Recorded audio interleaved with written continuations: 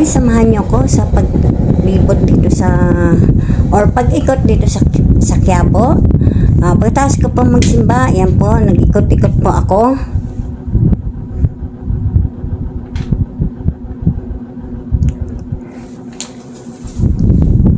Yan. Ayan po yung Quiapo, simbahan. Tapos, doon po marami mga nagbebenta ng mga t-shirt, mga anting-anting o anong pa, ayan, marami dyan o ano pa man. May hinahanap po ako yung t-shirt po. Dyan po marami mga gamot na herbal, may mga langis, yung Airshadai o mga panghilot, marami po dito.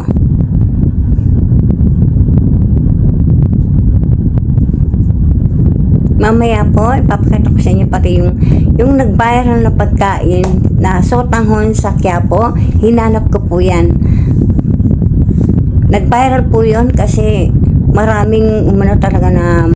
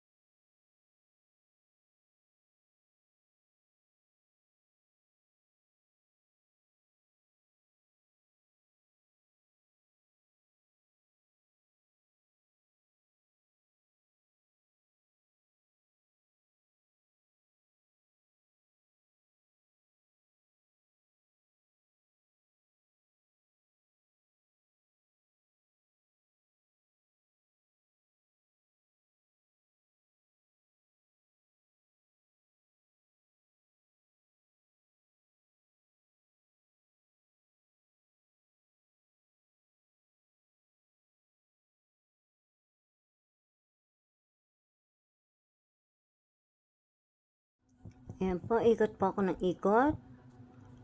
Kasi yung hinahanap ko, yung damit na Nazareno, papasalubong ko sa mga anak ko. Bibili ako ng t-shirt ng Nazareno. Tsaka panyo, bumili rin po ako dyan. Mura naman ang damit dito, yung Nazareno. Natatawaran ko pa. Kasi, yun lang kaya ng budget ko. Kaya, pinasalubong ko yung mga bata pagdating ko. Yan po mga binili ko. Nazareno, tsaka yung panyo. Yan.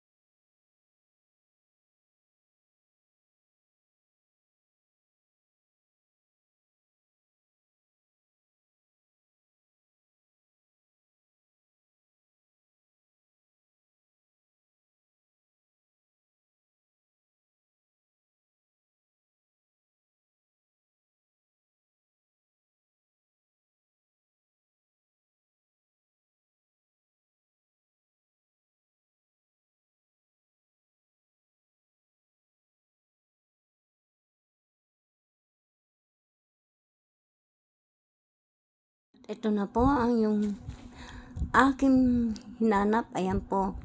Ang sarap po niya.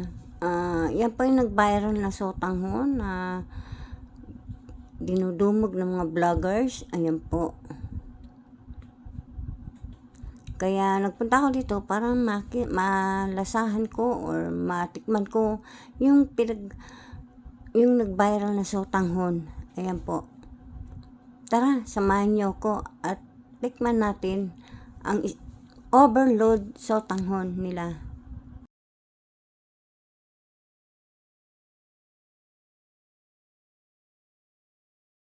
Ayan na po. Nilagyan ko na po ng Ricardo. Ayan. Titikman na po natin.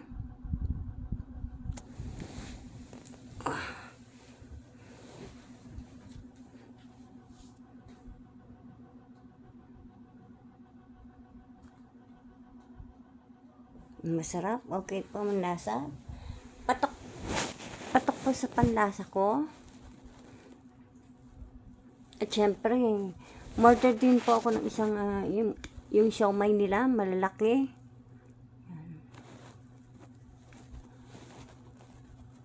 Actually, nagpabalot pa ako ng nito dalawa, para may uwi ko sa bahay, mapatikman sa mga bata, sa mga anak ko. Ayan, pinapawisan na po ako dyan. Kasi sobrang init na, mainit pa yung aking kinakain. At nilagyan ko pa po yan ng sili. Masarap siya, guys. Diyan lang po yan sa sa Quiapo. Ay, pagtanong nyo lang po yung sotanghon, alam na nila kung saan. Ituturo sa inyo yung sotanghon. Pero ito, the best po talaga sa panlasa ko. Masarap po siya.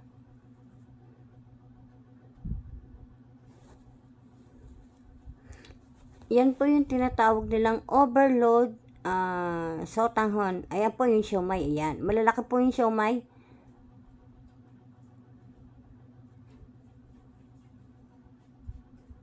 Ayan.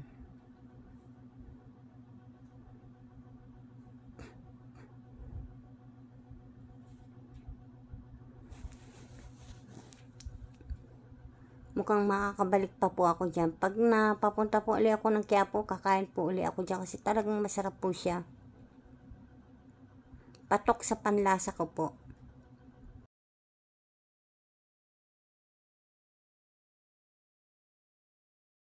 At hindi lang po sotanghon ng kanilang paninda, marami pa po akong nakitang mga paninda nila. May palabok, may mga sariwang tinatawag doon, sariwang lumpia, tsaka may palamig, may mga rin sila kakanina, iba't iba. Pero ito lang po muna tinikman ko. Baka next time, pagbalik ko, titikman naman po natin yung kanilang palabok. Yung pinagmamalaki nilang palabok ay titikman po natin. Ito po, patok na po ito sa akin sa panlasa. Masarap po siya talaga.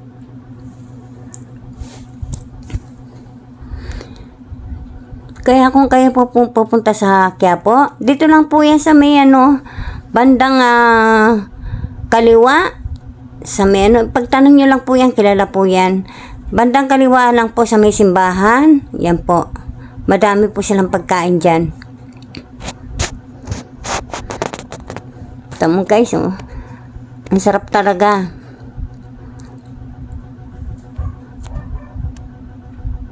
Yan. Medyo natagal lang, inuubos ko pa talagang napakainit. Ang sarap ng sabaw. Sabaw pa lang talaga pang pang masa na.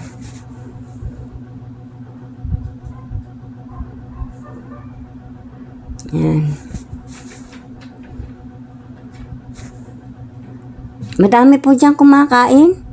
Kaya may taga-lista sila kung anong iyong o-orderin. Tapos bibigyan kanila ng kung ano yung in-order mo, isusulat nila sa papel, tapos ibibigay sa iyo. Then yun naman po ang ibibigay mo doon sa nagtatakal ng sotanghon. Yan. At pagdating naman to, parang siya wala siyang, hindi katulad sa iba na merong magsiserve sa iyo. Dito hindi, sarili mo. Ikaw ang kukuha, siservan mo yung sarili mo. Ikaw ang kukuha, uupo ka, kakain ka. Kung ano yung order mo, yun ang bit-bit mo. Yan. Madami po diyang tao. Habang kumakain ako, tumitingin ako sa mga nakalagay sa dingding kasi may mga vloggers na naka-post. Yan. Tikim TV. Yan. At saka meron pang isa hindi ko na lang masyadong pero may mga vloggers pong talagang napunta rito. Yan. Masarap po ang ano niya. Sabaw pa lang ano na. Actually, 2 gulaman ng aking in-order dyan. Di ko naubos. Iniwanan ko yung isang gulaman. Ang laki naman ng baso. Yan. Yan.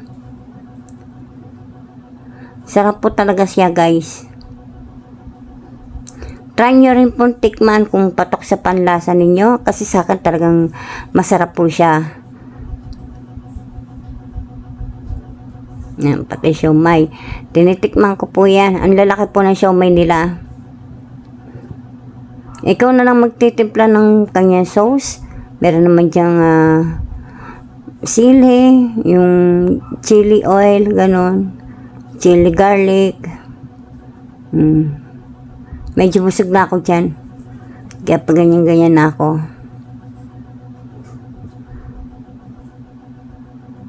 Yan. Mainit, pero masarap siya. Tapos ano lang, napapwesto po ako doon sa hindi ako na anuhan ng hangin. Kaya medyo naliligo ako ng pawis dyan. Dahil ba naman sa sobrang init ng panahon, tapos ang kinakain ko pa, mainit pa. Kaya halos naliligo ako ng pawis dyan.